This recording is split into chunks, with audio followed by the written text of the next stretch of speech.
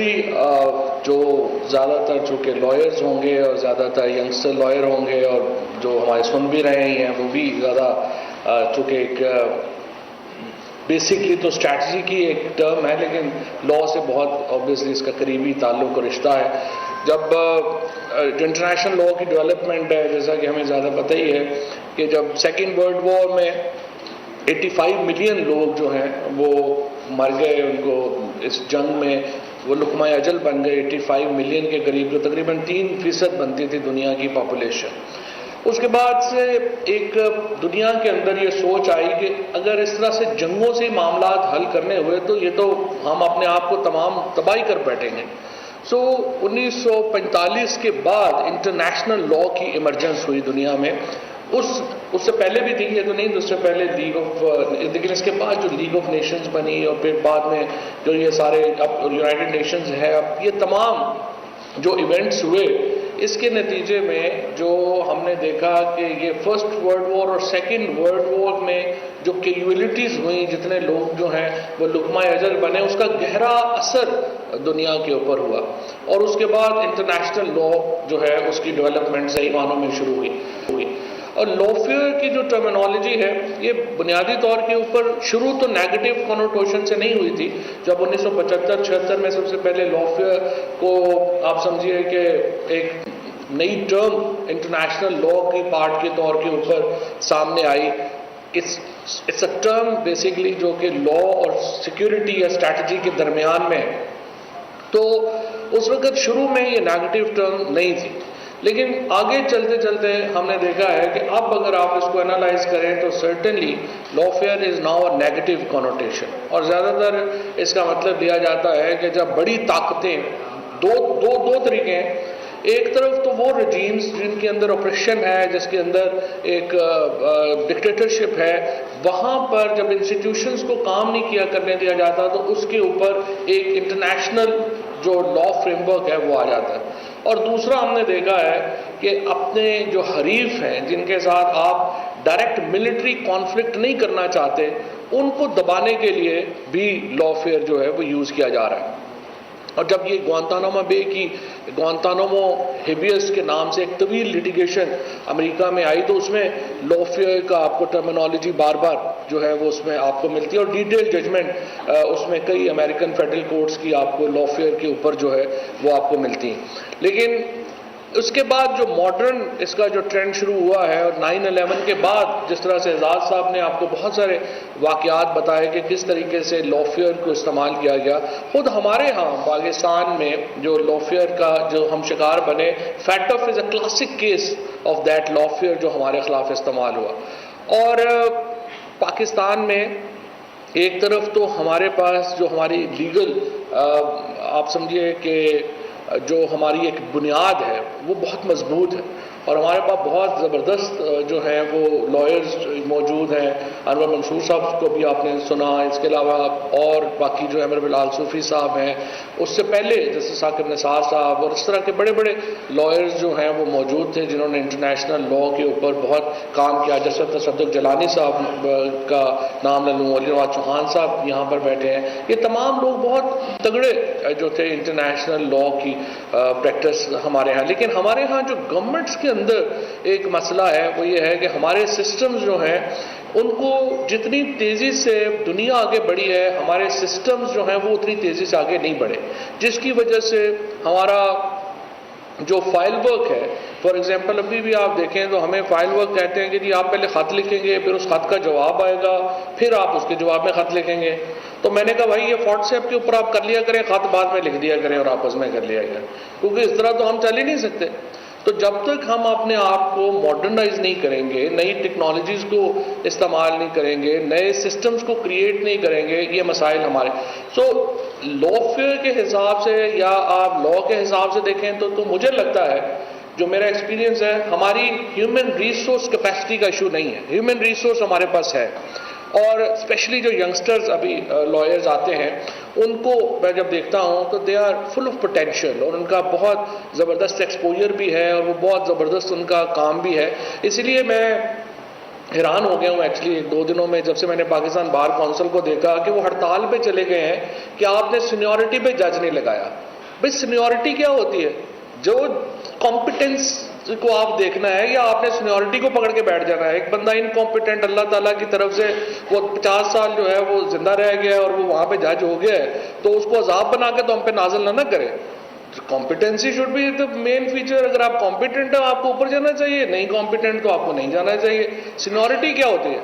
और मैं तो पाकिस्तान बार काउंसिल को भी रिक्वेस्ट करूंगा कि मेहरबानी करें, इस तरह के ऊपर जो है वो बातें ना करें, मुखालफतें ना करें जिसकी कोई तुक नहीं बनती। जो हमें एक पोजीशन लेनी चाहिए वो पोजीशन लें, जहां पे पोजीशन नहीं लेनी चाहिए वहां पे ना लें। चीफ जस्टिस साहब बिल्कुल सही बात है। और ये बात आप कहें कि नहीं आपने इस कॉम्पिटेंट आदमी को छोड़ के तो फलाने कॉम्पिटेंट को ले लिया या ज्यादा को ले लिया, कॉम्पिटेंसी के ऊपर आप बात कर सकते हैं, but this is quite I would say foolish to insist कि नहीं हमने सीनियर मोस्ट को लेना है चाहे वो बेकार भी है। तो इसको तो बिल्कुल मैं तो बल्कि दरख्वास्त करूंगा चीफ जस्टिस साहब से भी और पार्लियामेंट से कि we should get away with seniority principle. Seniority principle is hurting Pakistan badly और इसके नतीजे में पाकिस्तान के अंदर बहुत मसाइल, स्पेशली जुडिशरी के अंदर हम। और फिर दूसरा ये कि जो एज लिमिट है जजेस की उसको नीचे लेके आए।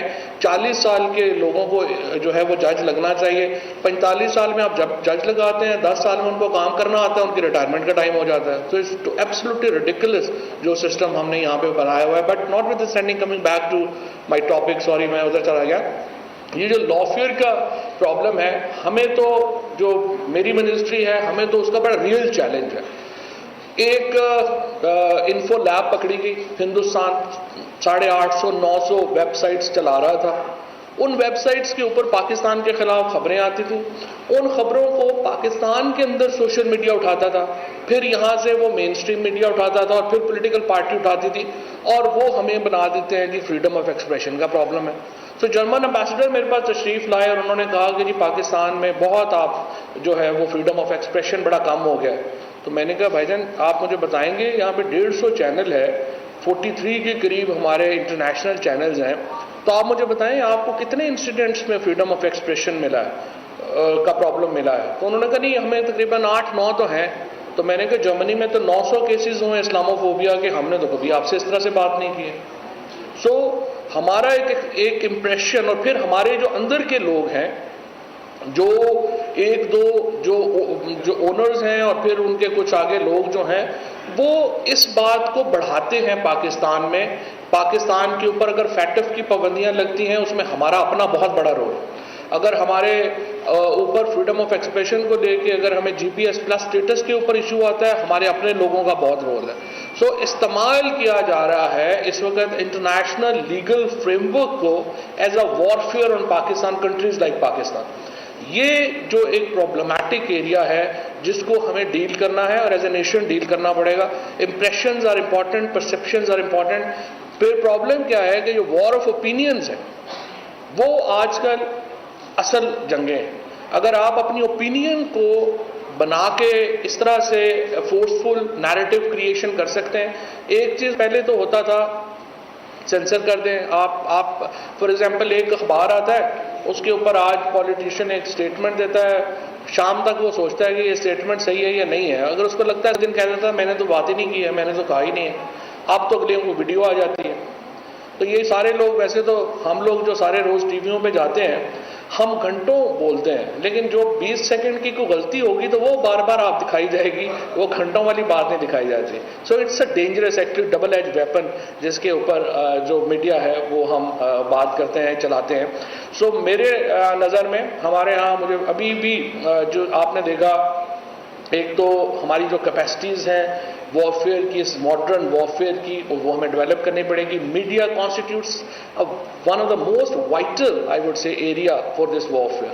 आपकी जो मीडिया परसेप्शन है वो क्या, देखिए हमने जब एक्सटर्नल पब्लिसिटी विंग है वो मेरे अंडर काम करता है। एक्सटर्नल पब्लिसिटी विंग का काम यह है कि पाकिस्तान की जो बैरूनी परसेप्शन है उसको ठीक करें। तो अब पहला प्रॉब्लम तो हमारा वसाइल का है। देखिए हमारा मेरे पास जो टोटल बजट है वो कुछ 4.5-5 करोड़ रुपया है।